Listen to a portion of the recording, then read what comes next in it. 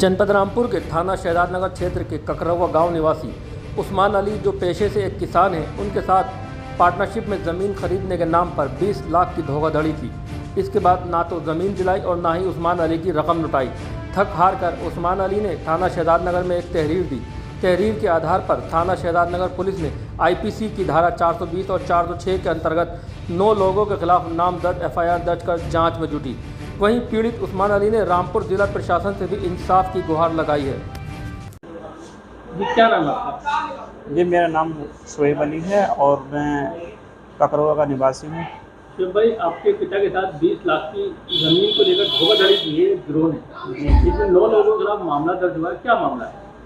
Sir, मामला ये है कि हमारे पापा के पास फ़ोन आया एक बार, जब पापा अजमेर शरीफ में थे, तो फ़ोन आता है कि आप हमें ज़मीन दिला दीजिए। पापा ने कहा कि ऐसा हम अजमेर शरीफ में हैं, उसके बाद घर पर आते हैं तब आपसे बात करते हैं, और हम ज़मीन का काम भी नहीं करते हैं। तो जब घर पर आए फिर दोबारा से फ़ोन आया कि आप बात करिएगा, ज़मीन हमें दिलाइएगा, आप अच्छे लोग हैं। तो पापा ने पूछा, आपका नंबर, मतलब मेरा नंबर आपने किसने दिया आपको? तो उन्होंने कहा कि आपका नंबर जो है आपके गांव के एक व्यक्ति ने दिया, जिसका नाम जाहिद है और पिता का नाम रफ़ीक है। उसके बाद फिर बोलते हैं कि आप अच्छे लोग हैं, हमें ज़मीन दिला दीजिए। पापा ने कहा अच्छा चलो ठीक है, मैं बात करता हूँ जो लोग ज़मीन का काम करते हैं। तो ज़मीन का जो काम करते हैं उन सारे लोगों से बात की, उन्हें बतलाया कि ऐसे ऐसे ज़मीन है, आपको कितनी ज़मीन चाहिए क्या? तो बोले कि 100 बीघी ज़मीन हमें ऑन रोड पर चाहिए। आप वो ज़मीन बताई सारी, तो बोले कि ये ज़मीन हमें पसंद नहीं है, हमें जो है ज़मीन हमने तलाश कर ली है, ज़मीन अच्छी है, ये जो है बिलासपुर रोड पर मुल्ला खेड़े के पास ज़मीन है, नैनी ढाबे के पीछे। तो उसका जो असली मालिक है उससे दूसरा दलाल साहब ने जिससे बात की है वो असली मालिक से मिला नहीं रहा। आप जाइए, आपके जो कहीं और नॉलेज में जो लोग हैं उनसे बात करिएगा और असली मालिक तक पहुंचिएगा। तो बिलासपुर के अंदर ही हमारे एक रिश्तेदार हैं धामनी हसनपुर में, वहाँ पर हमने कांटेक्ट किया, उनसे पता कि बताया सारी बात में ऐसे ऐसे बात है, और नई ढाबे के पीछे एक ज़मीन बतलाई है जिसका जो असली मालिक है उनका पता बताइएगा। तो वो वहाँ पर गए, जो आसपास में ज़मीन में जो काम कर रहे थे लोग, उनसे पता किया। तो पहले तो ये बताया कि ये पहली वाली ज़मीन जो है ये सलाम साहब की है, उसके बाद किसी दिल्ली पार्टी की, उसके बाद तीसरी ज़मीन जो है वो खोंदलपुर निवासी हैं जिनका नाम भूरा खां, बाबू खां, गुड्डू खां, अजमिल खां और अलीम खां है, उनकी ज़मीन है ये। तो उन्होंने सारी बात इसी तरीके से बताई। तो हमने जो जिसका फ़ोन आया था, विजय कुमार जिसका नाम है, तो जिसका फ़ोन हमारे पास आया था, हमने उसे सारी बात बताई। बोले चलो ठीक है, मैं आता हूँ, आप इनसे बात करिएगा और ज़मीन का सौदा करना है इसका, ये ज़मीन अच्छी है। उसके बाद फिर 2 या 3 दिन के बाद फ़ोन आता है कि आप ज़मीन वालों के घर आइएगा, हम भी वहीं पर पहुंच रहे हैं।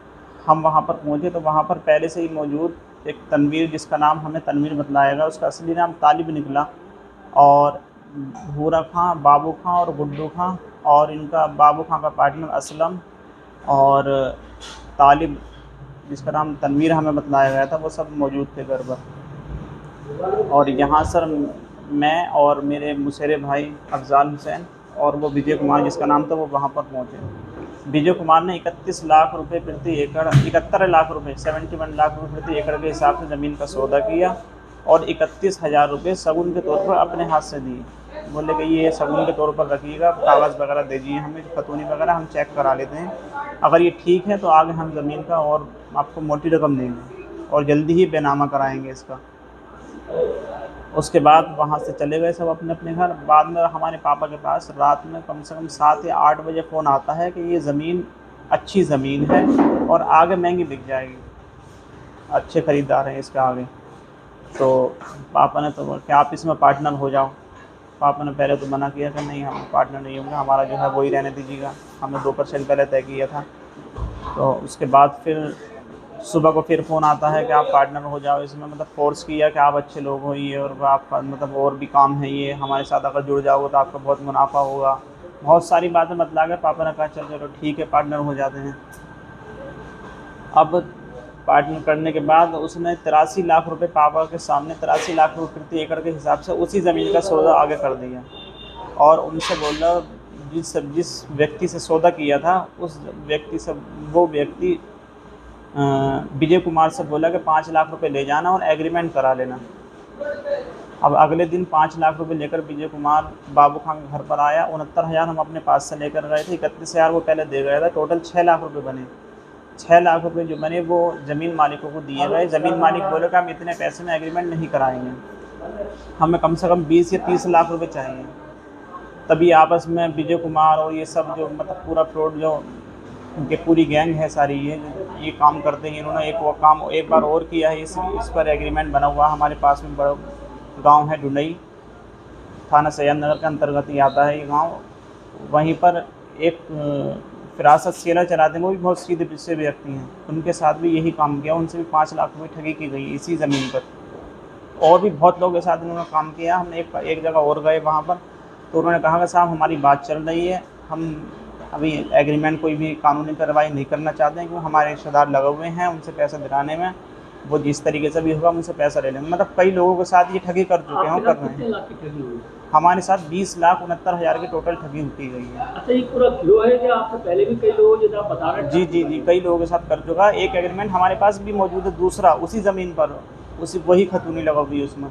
उनसे 5 लाख की ठगी की गई है, इसलिए उन्होंने ज़्यादा मतलब दिल पर नहीं लिया। बोला कि चलो ठीक है, हम उसमें मतलब इन्हें पता ही नहीं पाया, इतने सीधे व्यक्ति हैं कि वो उन्हें यही पता नहीं लगा कि हमारे साथ ठगी हुई है। अब आपने कितने लोगों का मामला दर्ज कराया है? हमने अभी तो 9 लोगों के साथ किया है, लेकिन अब आगे और भी जो रह गए हैं, जो लोग जिन्होंने मतलब हमारे साथ किए, उन्होंने विवेचना में उनके नाम भी आए। 9 लोग सब रामपुर के ही हैं? जी, रामपुर के हैं। एक जो विजय कुमार जिनका बतलाया था, ज़मीन वाले ने पुलिस ने इनसे पूछताछ की तो उन्होंने विजय कुमार नाम बताया। विजय कुमार का नाम वीरेंद्र बताया कि ये गाज़ियाबाद के निवासी हैं। अब आप क्या चाहते हैं? हम सर इंसाफ चाहते हैं कि हमारे साथ इंसाफ हो और किसी और के साथ ऐसी धोखाधड़ी ना हो। इन्हें कभी धाराओं में जो सख्त से सख्त धाराएँ हैं वो इन पर लगें और हमारा पैसा हमारे वापस मिले।